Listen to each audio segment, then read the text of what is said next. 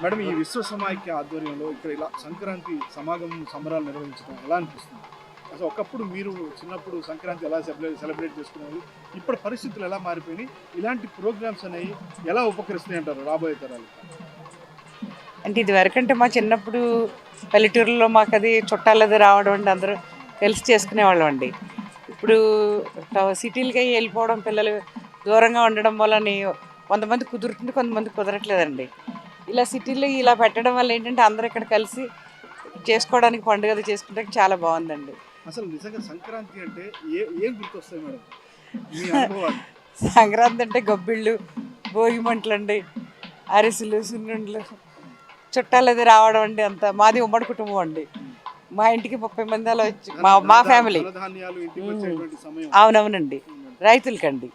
రైతులకి అలా ధన్యాలు వస్తాయి, అందరూ సంతోషంగా ఈ పండగ చేసుకుంటామండి.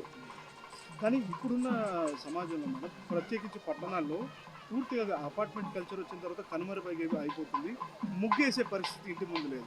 ఇట్లాంటి సందర్భం చూసినప్పుడు ఏమనిపిస్తుంది మేడం? అంటే ఇప్పుడు వాళ్ళు కూడానండి ఇలాంటి పండుగలు అవి వచ్చినప్పుడు కింద అపార్ట్మెంట్లు అన్ని పండుగలు చేసుకుంటున్నారు బాబు, వాళ్ళు కూడానండి. ఎక్కడికక్కడ ప్రతి వాళ్ళు కూడా ఈ అన్ని పండుగలు, వినాయక చవితి అని ఇదని అన్ని పూజలు కూడా చక్కగా చేసుకుంటున్నారు. ఈ పండుగలు కూడా చేసుకుంటున్నారండి బాగానే.